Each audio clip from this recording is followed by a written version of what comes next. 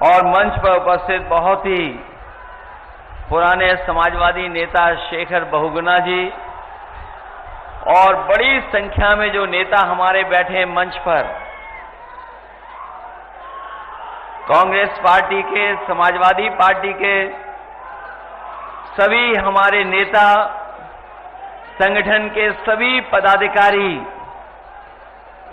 सभी जिम्मेदार कार्यकर्ता, नेता, पूर्व विधायक, पूर्व सांसद, सभी हमारे उपस्थित नेता जो मंच पर हैं, मैं इस चुनावी जनसभा में देख रहा हूं बहुत जिम्मेदार हमारे आदरणीय बुजुर्ग, बड़ी संख्या में हमारे नौजवान साथी, माताएं, बहनें और पत्रकार बंधु मुझे दिखाई दे रहे हैं। मैं सबसे पहले इस चुनावी जनसभा में आप सबका बहुत बहुत धन्यवाद और आभार प्रकट करना चाहता हूं। जिस समय हम और आप लोग इस मैदान में एक दूसरे के सामने हैं, वहीं प्रयागराज में बड़ी संख्या में नौजवान आंदोलन कर रहे हैं और वो आंदोलन जो चला रहे हैं वो सभी पढ़े लिखे नौजवान हैं। वो नौजवान हैं जो कल अधिकारी बनेंगे। आज उस सरकार ने उन लोगों को भी आंदोलन में झोंक दिया है। वहीं मैं तमाम युवक युवतियों को बधाई देना चाहता हूं कि अपनी आवाज को बुलंद करने के लिए वो पीछे नहीं हटे हैं। सरकार तमाम तरीके अपना रही है, लेकिन उसके बावजूद भी नौजवान आज धरने पर बैठ करके अपनी मांग को लेकर के सरकार को जगाना चाहते हैं, सरकार के सामने रखना चाहते हैं। ये कोई मामूली घटना नहीं है जहां पर पढ़े लिखे नौजवान आंदोलन पर बैठ गए हों।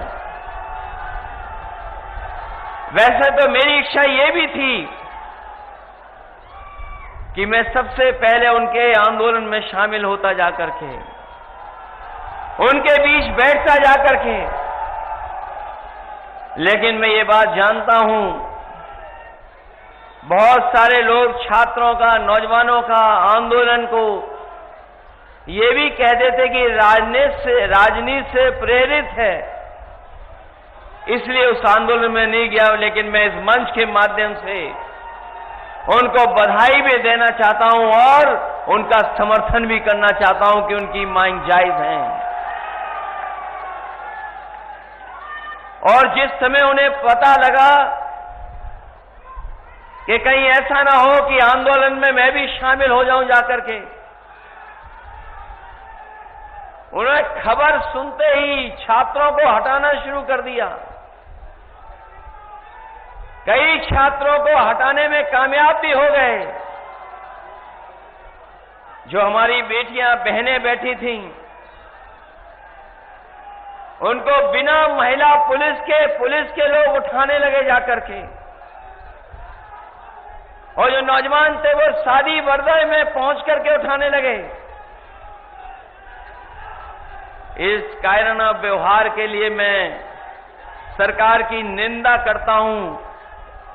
इस लोकतंत्र में इससे ज्यादा शर्मनाक घटना और कोई नहीं हो सकती जो प्रयागराज में, इलाहाबाद में इन्होंने छात्रों के साथ किया है, और जो ये नौजवान धरने पर बैठे अपनी मांग को लेकर के। ये वही सरकार के लोग हैं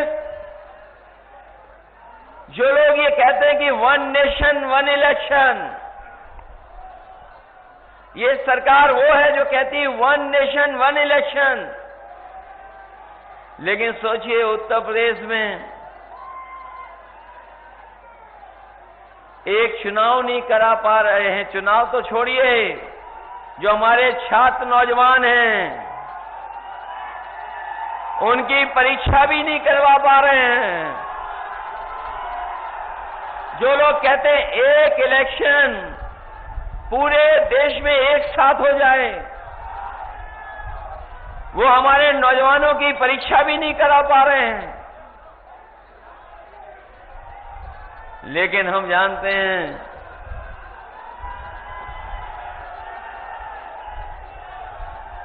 ये भारतीय जनता पार्टी में और इस सरकार के एजेंडे में न नौकरी है, न सौहार्द है, न भाईचारा है। इनका कार्यकाल देख लीजिए, इनके एजेंडे में नौकरी नहीं है, इनके एजेंडे में सौहार्द नहीं है, और अभी तक तो न जाने कितने हम लोगों ने घटनाएं देखी होंगी जहां पर इन्होंने युवाओं के भविष्य का धोखा करने का काम किया है। जिस समय लोकसभा का चुनाव था, आपको याद होगा, हम लोग ये बात जगह जगह कहते थे कि ये सरकार वो है जो पेपर लीक जानबूझ करके कराती है, और पेपर लीक इसलिए सरकार कराती थी क्योंकि नौकरी इनके एजेंडे में नहीं थी। और उसी का परिणाम ये है कि इन्होंने नौजवानों को नौकरी नहीं दी, उनका भविष्य अंधकार में धकेलने का काम कर रहे हैं। ये भारतीय जनता पार्टी का इतिहास बन गया है कि अगर पेपर लीक होगा तो उसमें भाजपा के लोग शामिल हैं। पेपर लीक में भाजपा के लोग शामिल हैं। परीक्षा प्रणाली में हेराफेरी करने वाले में भी भाजपा के लोग शामिल हैं। परीक्षा की तारीख भी टालने वालों में भाजपा ही के लोग शामिल हैं। और सबसे ज्यादा परीक्षा रद्द हो जाए उसमें भी भाजपा ही लोग शामिल हैं।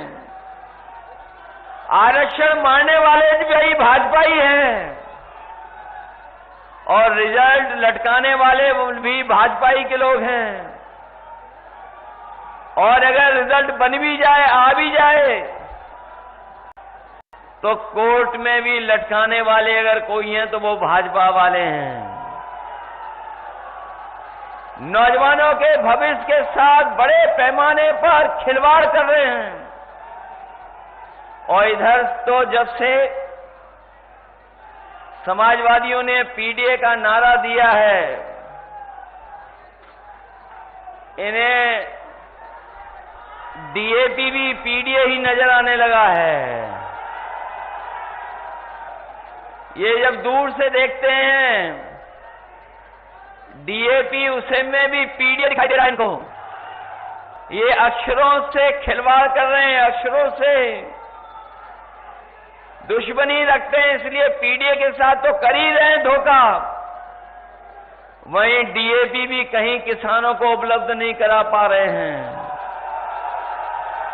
अभी तक तो ये बोरी की चोरी करते थे, अब तो डीएपी की पूरी बोरी चोरी कर ली है इन्होंने। जो हमारा किसान इस सरकार में उम्मीद करता था कि उसकी पैदावार बढ़ जाएगी, आय बढ़ जाएगी, लेकिन इस सरकार ने उनकी आय और पैदावार के साथ भी सरकार की योजनाएं नहीं जोड़ी, किसानों को अपने हाथ पर छोड़ दिया। ये वही लोग हैं जिन्होंने नारा दिया था कि किसानों की आय दोगुनी हो जाएगी, लेकिन जब आंकड़े अभी आए हैं तो अभी तक के इतिहास की सबसे महंगी दर अगर कहीं महंगाई में देखने को मिल रही तो इनकी सरकार में दिख रही है। हमारे किसानों के साथ